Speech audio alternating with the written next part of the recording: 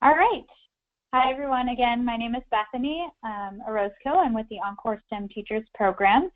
And today we also have on the line one of our EnCorps Fellows who's actually from the San Diego region, Jane Lovelidge. So, Jane, do you want to just say hello? Hi guys, my name is Jane and I am a 2016 Fellow from San Diego.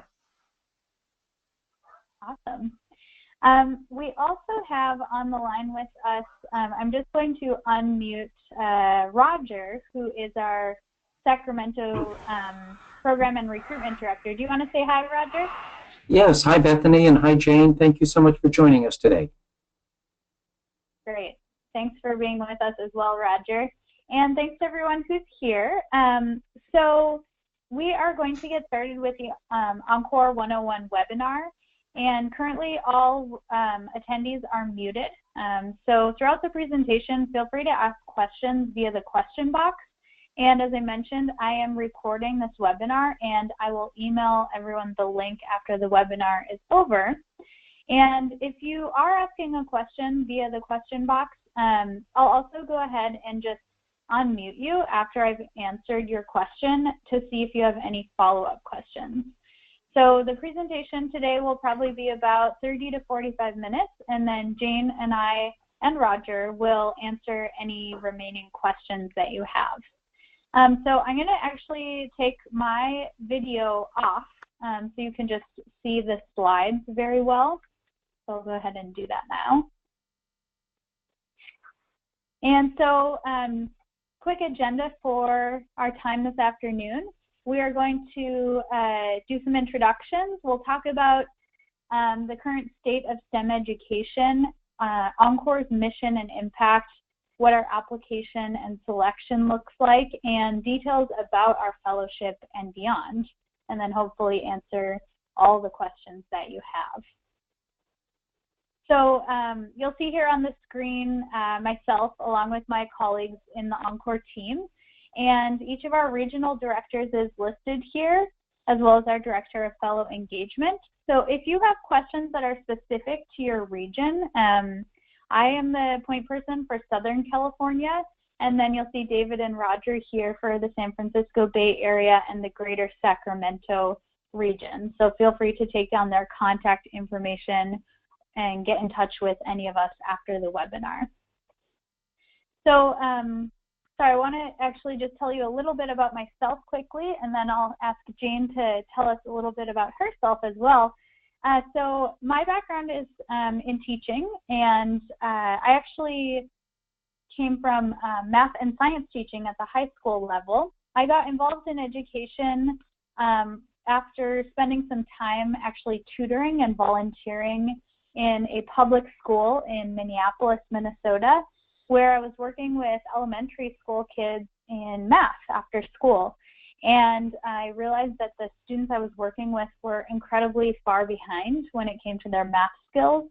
So I decided to move to Los Angeles, become a math teacher, and try to inspire students to have a love of math and make the curriculum fun and interesting. And then following that, I recruited for a charter network in the Los Angeles area. And through my work recruiting teachers, I realized that we were at an extreme and dire shortage for high-quality math and science teachers. And that shortage has only grown since my time as a teacher recruiter. So I'll tell you a little bit more about that and why EnCorps was a brilliant idea and why I joined the EnCorps team. Before that, I'd love to hear a little bit about Jane. So I'm really excited to have her join us on today's webinar. Jane is from our 2016 cohort. She was an in vivo biologist and researcher before joining EnCorps. And Jane spent quite a bit of time substitute teaching in San Diego schools. And of her time at one school in particular, Crawford High School, she actually said, "I love that these kids were from so many different cultures and all meshed together in this one amazing place. Even though they come from all corners of the world, no matter what languages they know, math is the same for everyone." So Jane, can you tell us a bit about your background and how you found EnCorps? Sure. So my background, I was born and raised in Pennsylvania, and I graduated from Penn State in 2007 with a bachelor's in biology and math. And right before I graduated, I had done an internship at GlaxoSmithKline, which started my career for the next 8 years. I worked in pharmaceutical companies, both in Pennsylvania and then in San Francisco and then in San Diego.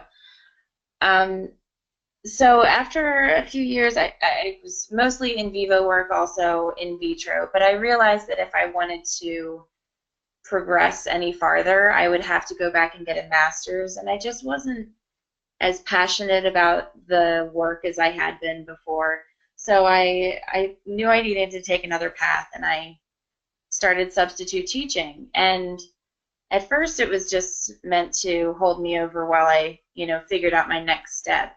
But then I realized how much fun it was and how much I enjoyed teaching these kids and showing them the importance of what they're learning.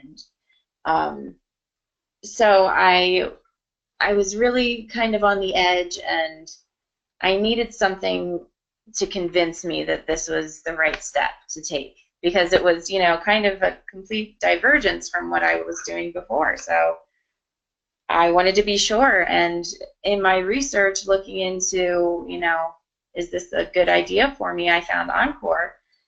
And I remember talking with you, Bethany. I think you were the first person that I spoke with on the phone, and then I came in for an interview, and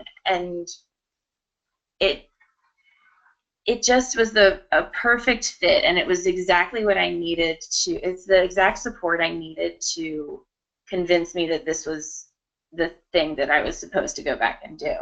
And the support that I've gotten has been so helpful while I've been getting my credential. It's been really amazing. So, great. Yeah. Yeah, thanks, Jane. And we'll hear more from Jane about her journey through teaching on other parts of the webinar. So I would also like to know a bit about everyone that's on the line on the webinar today. So why are you interested in exploring teaching as a second career, and what STEM industry are you coming from?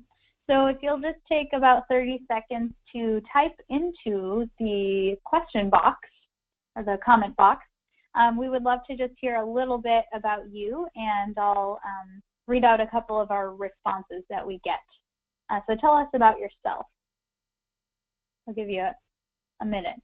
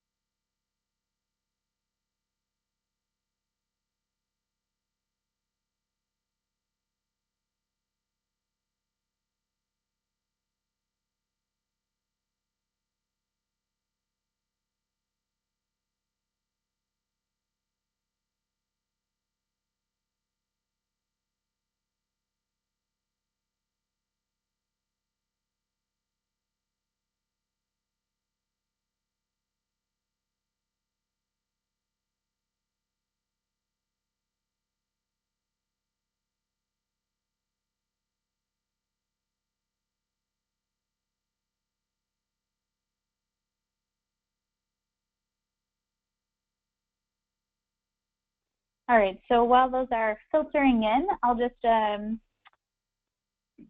read off a couple that I'm seeing. So I see several people from engineering, chemical engineering, civil, I see science and chemistry, and another person from information technology, and some great reasons for looking into teaching. So someone says they enjoy teaching and coaching staff in my corporate job, and I think teaching would be a more rewarding career path. Great.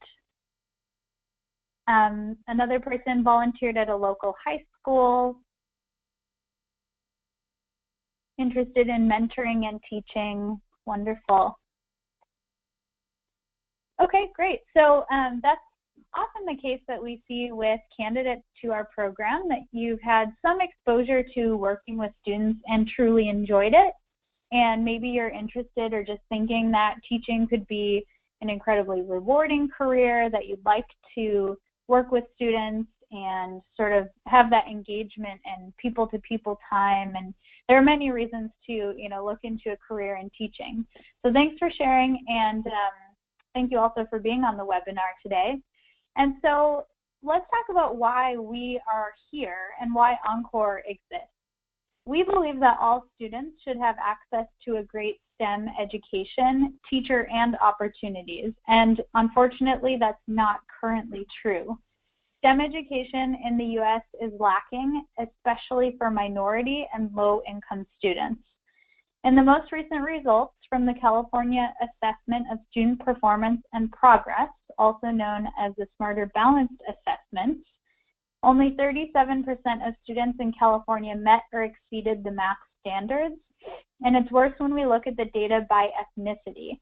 The racial achievement gap is staggering. While 53% of white students met or exceeded the math standards in 2016, only 24% of Latino students and only 18% of Black students met or exceeded them. And we can also look at where the U.S. stands compared to other developed nations. According to the 2015 Science PISA exam, which is a worldwide study of 15-year-olds' performance, students in China, Hong Kong, Canada, Finland, Estonia, Taiwan, and Japan are about a year ahead on average of students in the U.S. And just for another quick fact, the U.S. is 25th out of 72 countries. And it's worse in math performance. Students in New Zealand, Germany, etc. are 1 to 2 years ahead of U.S. students, and those in Singapore are 3.5 years ahead of the U.S. students. We know that we need our students to be able to compete in a global economy, and not only that, we need a diverse STEM workforce to innovate and be able to move our society forward. And so if that isn't bad enough, there's a crisis-level teacher shortage in California. The Learning Policy Institute released a report in September of 2016 that concluded that the U.S. is experiencing the worst teacher shortage since 1990, with school districts nationwide needing to hire up to 300,000 new teachers annually through this school year. And California alone needs about 33,000 new math and science teachers over the next 10 years.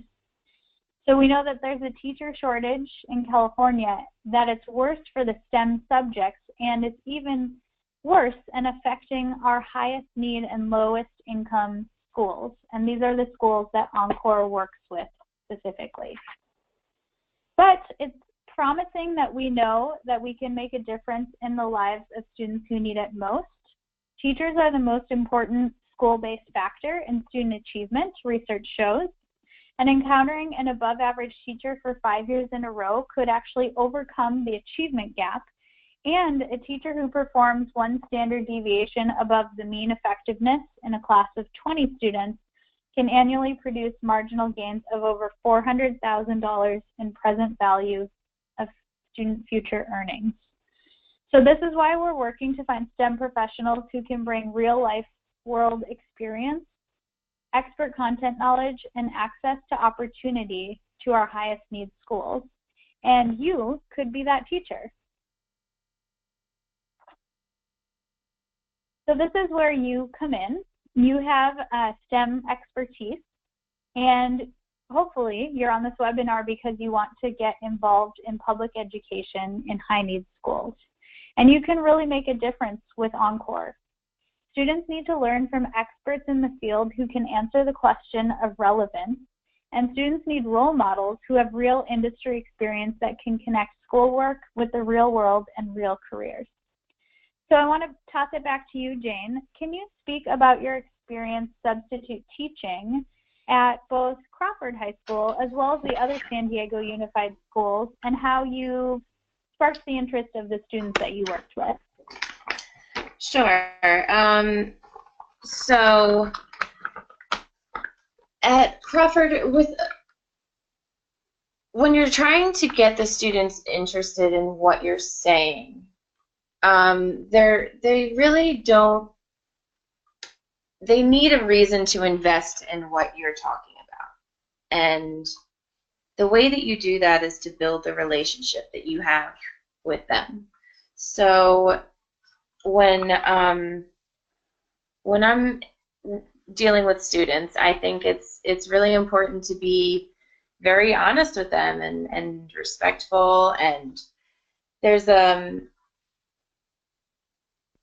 for the schools that I've been working with in the San Diego area, they have such a diverse population, and some of these students are, well, a lot of them, as I said in the quote that you referenced in the beginning, they're excited to learn. They're excited to be, gaining this knowledge that they might not have had access to otherwise.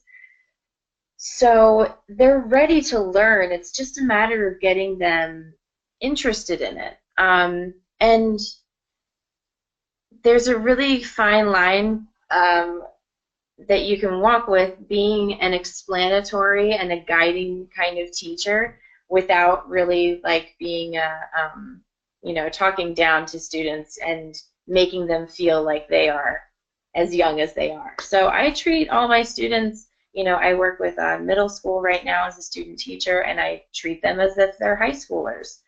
And when I worked with high schoolers at Crawford, I treated them as if they were college students. And when you speak up to them in that way and you address them as if they are professional people, they rise to that occasion. So I find that treating them respectfully and gaining that relationship of also, it helps to recognize that they have achieved things that you yourself will never achieve. I've got several students that skateboard to school, and I've tried to skateboard. It did not go well, but it's nice to tell them you have knowledge of things that I will never have knowledge of.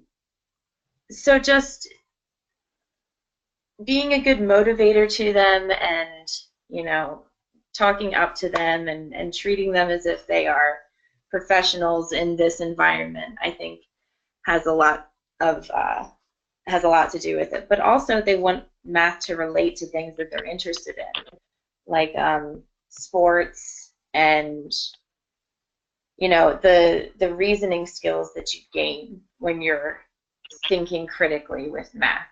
So yeah, trying to relate things to things that they know. I think that's a good way to make math more interesting for them. Yeah.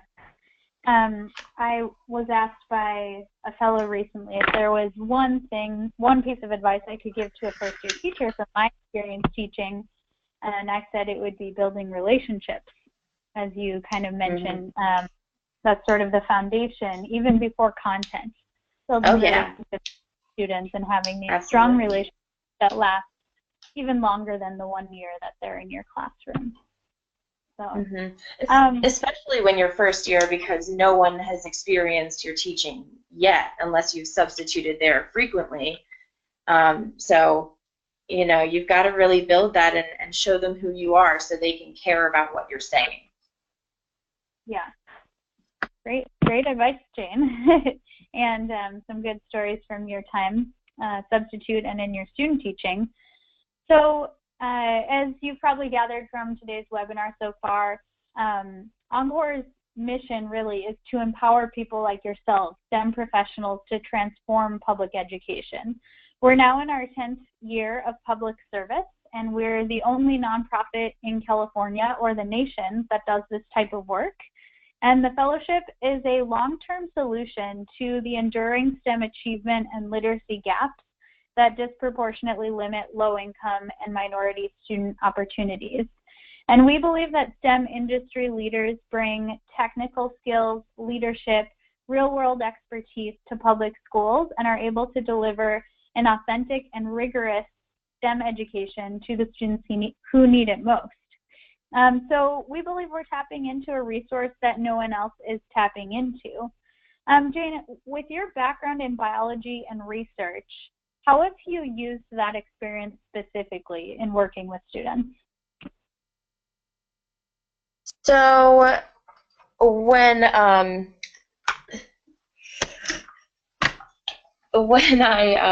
like to sometimes bring in stories about my specific work, but it's sort of difficult. You need to have a relationship with the students before you can trust to talk to them about in vivo research specifically. But so that's more, not something I like to talk to the middle schoolers about necessarily. But I do talk to them about the skills that are involved in what I would do and how. So I do talk about, using math calculations and how that was necessary when you're formulating a compound. And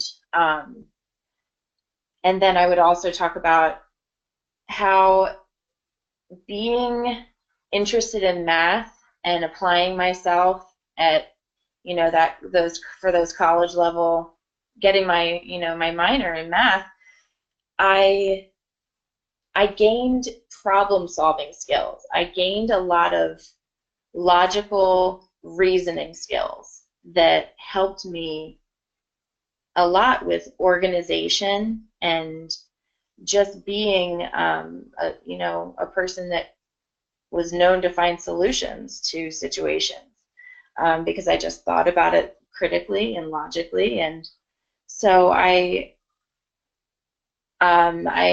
sometimes reference my mouse killing skills and things like that, but more so I talk about the things that the skills that I have for problem solving and logical reasoning that I gained from being a good math student. Yeah, that's great. Building those 21st century skills in your students is so important. So EnCorps Fellows, including Jane as well as many others, have an incredible impact on their students. And so I want to just mention another one of our EnCorps Fellows who is recently featured in an EdSource article. Her name is LaTierra Haynes. She's a Los Angeles Fellow. So 2 years ago, LaTierra was working in a laboratory at UC San Diego, finishing up her doctorate in biomedical engineering. And now she's teaching a 9th grade biology class in South LA. And she says there's no sweeter sound than the sound of her students in the classroom.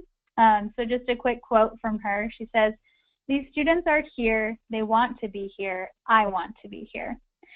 In the neighborhood where she teaches, only 3.6% of adults ages 25 or over have a 4-year college degree. And this is a long way from the seaside bluffs of La Jolla, where LaTierra came from. She was studying immune cells and thinking about a career in research as well. She has her PhD.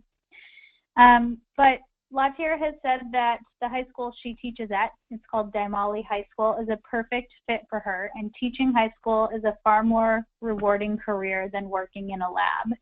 And inspiring young people, especially to our African American and Latino, is the main reason she decided to become a teacher. She grew up in West Palm Beach, Florida, in a neighborhood similar to where she works now, and neither of her parents attended college. If it hadn't been for a few teachers, LaTierra said she would never have become a scientist.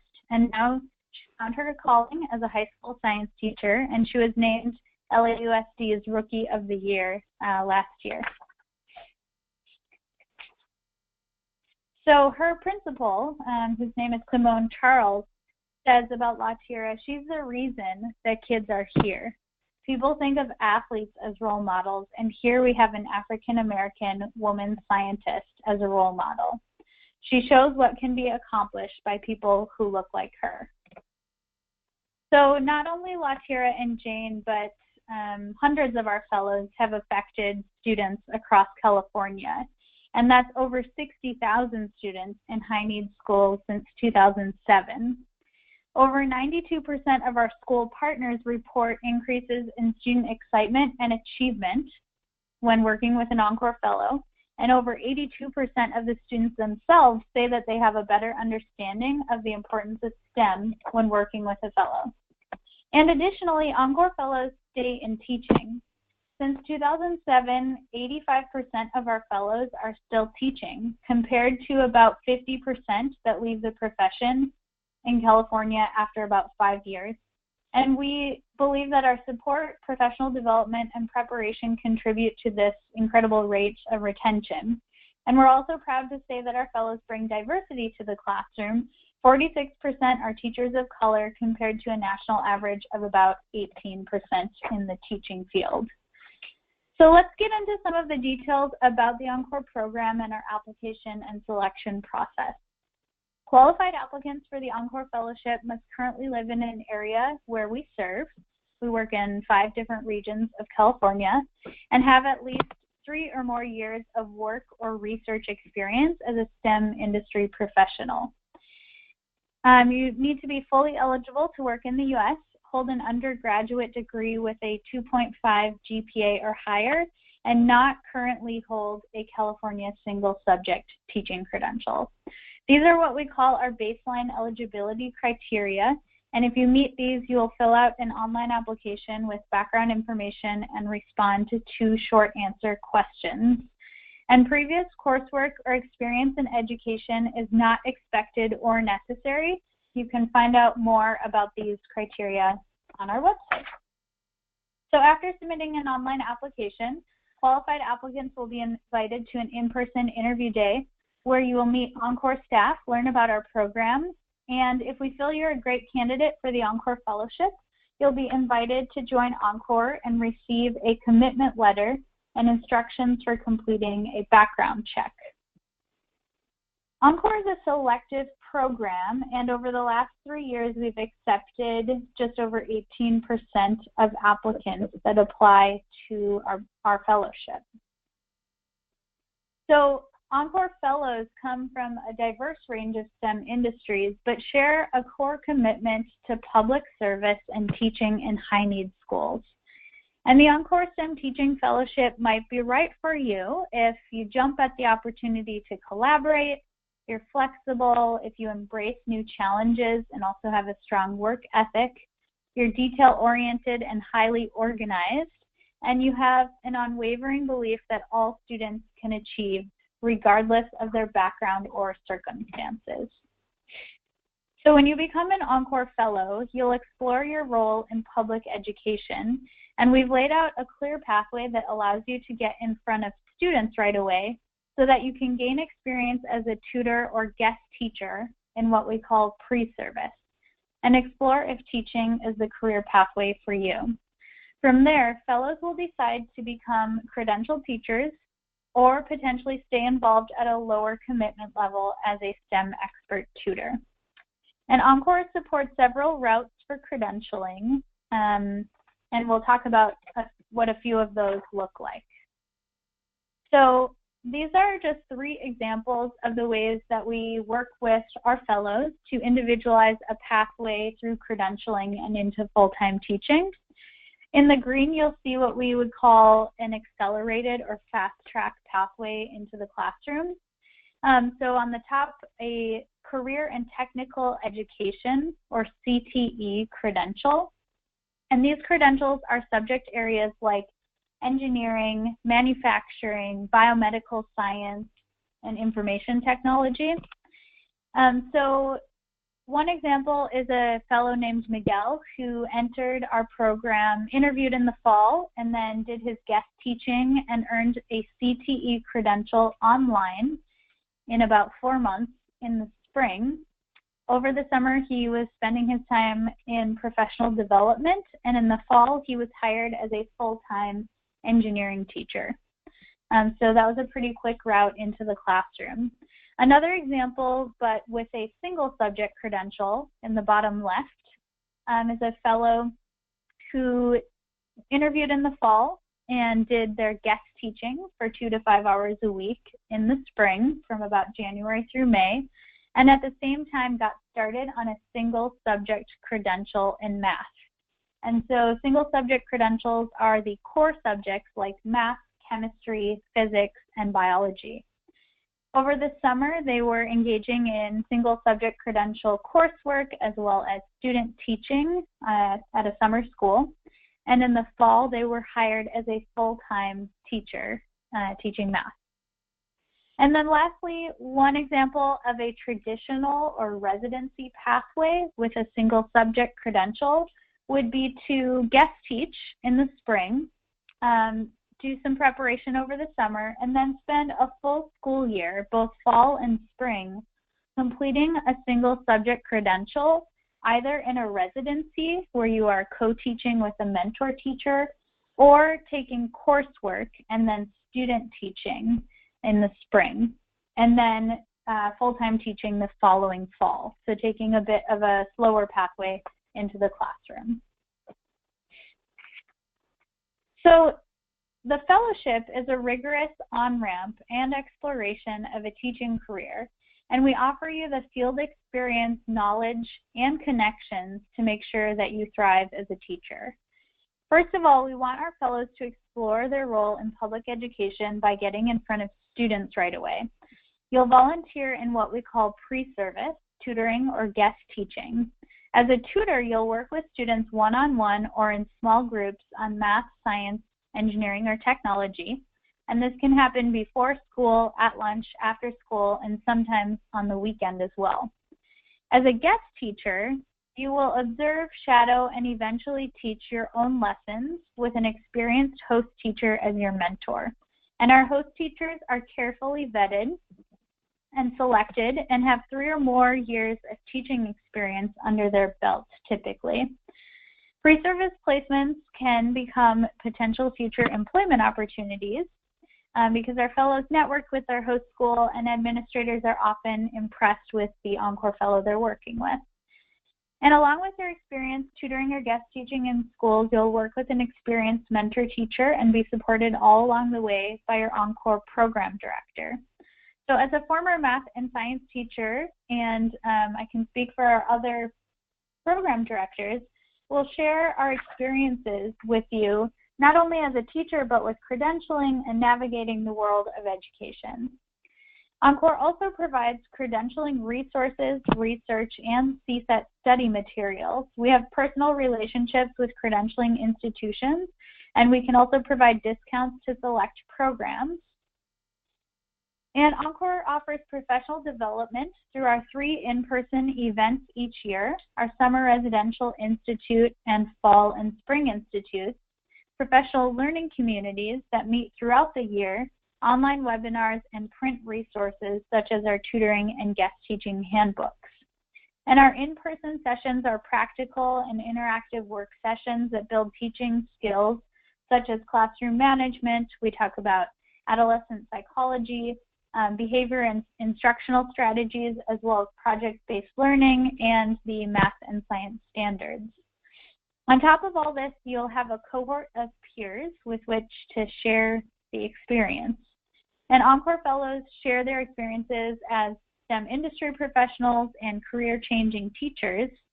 And we host several social gatherings throughout the year and have online communication tools to help you keep in touch with others through EnCorps. In addition, when you enter a new industry, it's often helpful to get a foot in the door and start to create a network. We have close relationships with partner schools and districts in all of our regions, all of whom are hoping to consider EnCorps Fellows to hire as full-time teachers.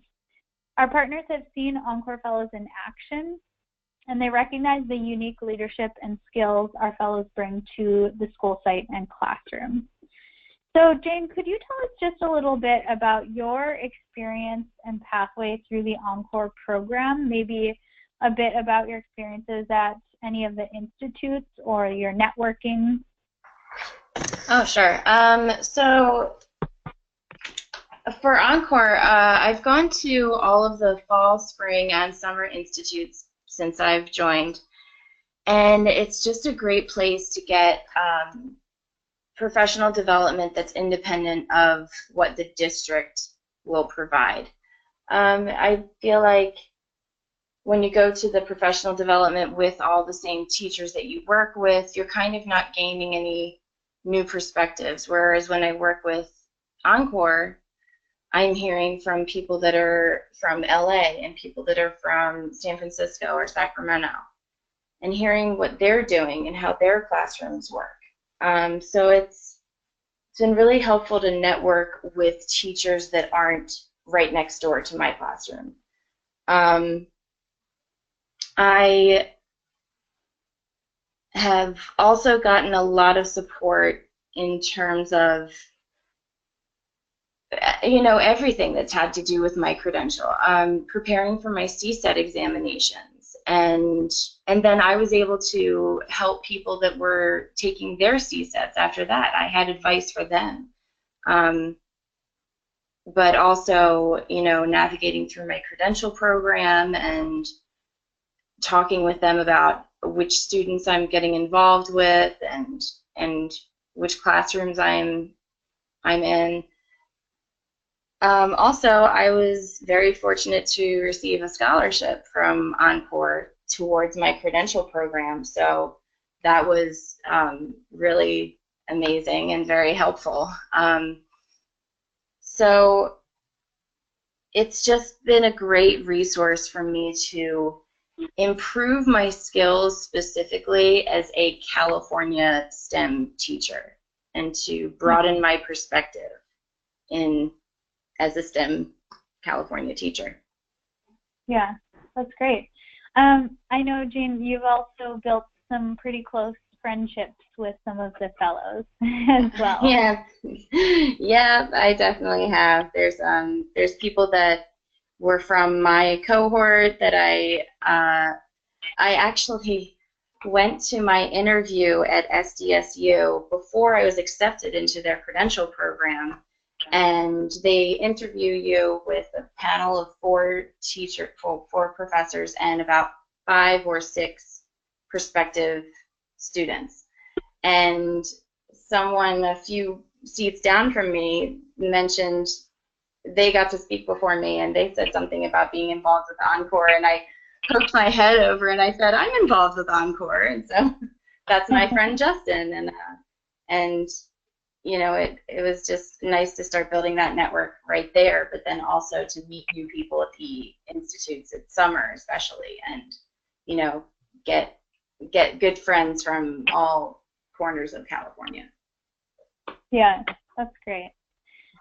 Wonderful. So I want to talk just briefly about the credentialing. EnCorps supports 2 types of credential, the single subject credential and the career and technical education credential. And you'll see the subject areas listed on this slide.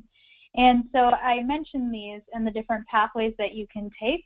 We'll actually get into more detail about credentialing requirements and timelines at your in-person interview.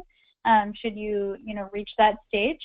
And we're also just happy to take any questions that you might have at this time about credentialing. One specific question, you kind of already talked about it, Jane, but if you have anything else to add about how the EnCorps Fellowship sort of works with your credentialing program, or what do you do differently in EnCorps than you do in the credentialing, and how does that work together? Well, no one in my credentialing program is doing any sort of professional development yet. You know, they're not going to stuff at the schools that they're student teaching with.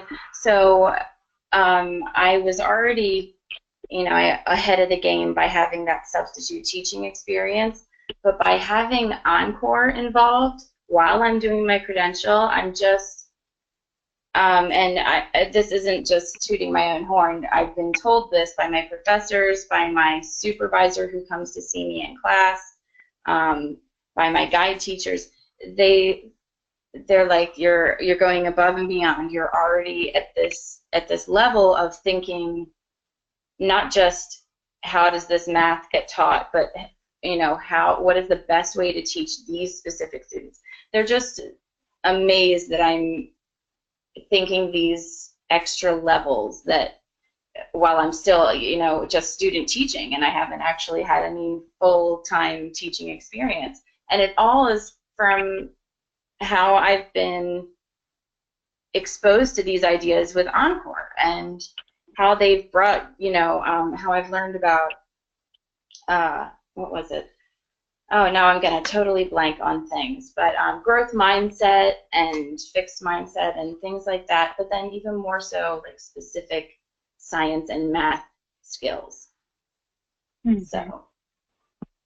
Okay, very good.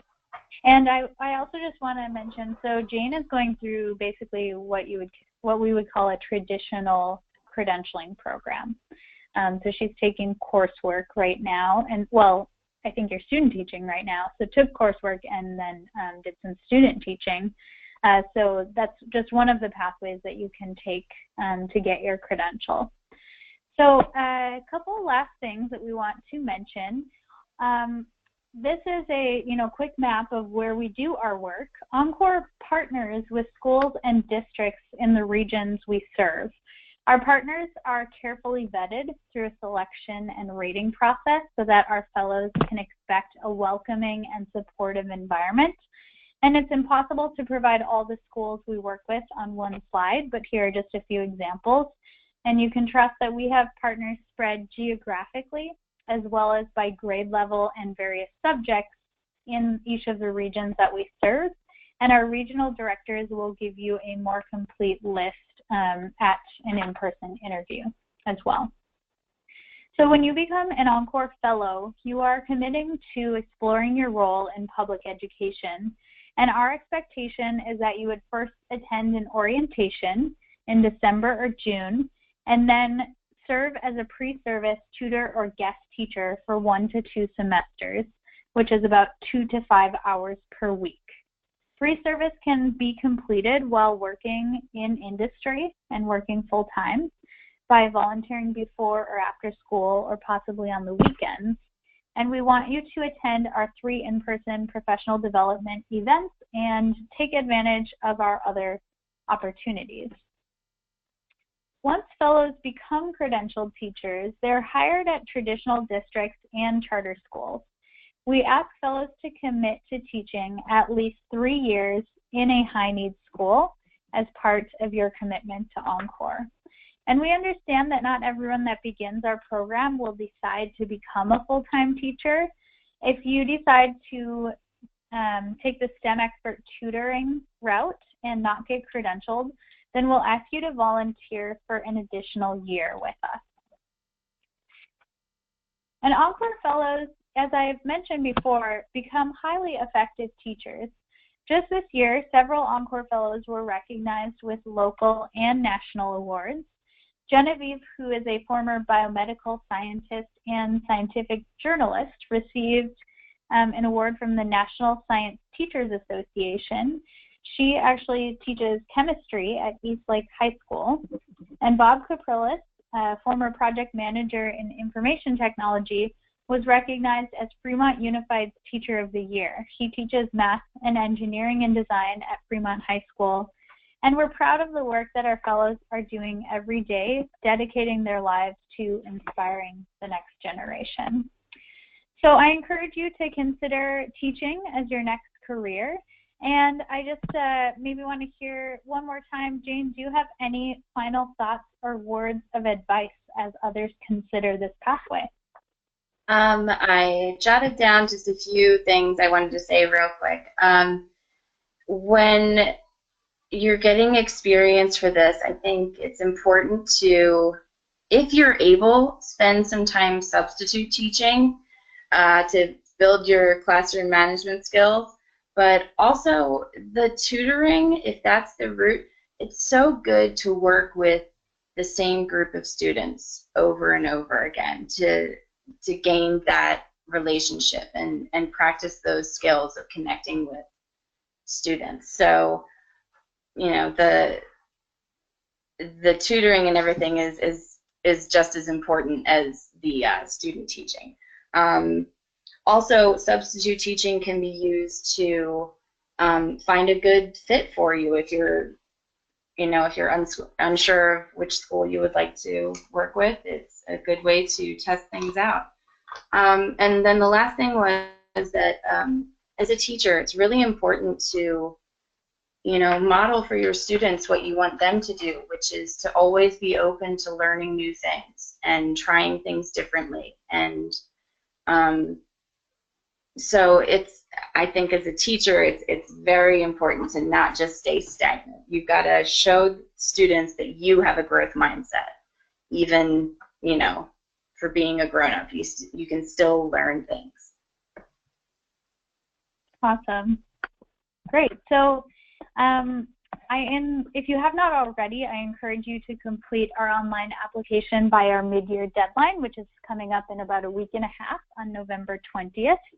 And we host in-person interviews in all of our regions monthly, and we encourage you to actually apply early. If you apply by our mid-year deadline of the 20th, you will have the option to begin our program by with your orientation in December and begin pre-service by January, which would set you up well to teach by next fall. If you wait, actually, then it makes it quite difficult to get you into teaching by next fall, and you may take a sort of more traditional pathway into the classroom. So I encourage you to think about submitting by the 20th. And if you have additional questions about the EnCorps Fellowship, you can check out our website. We have a list of frequently asked questions, and also be in touch with the regional director in your area. And again, you'll receive a copy of this recording by email later today.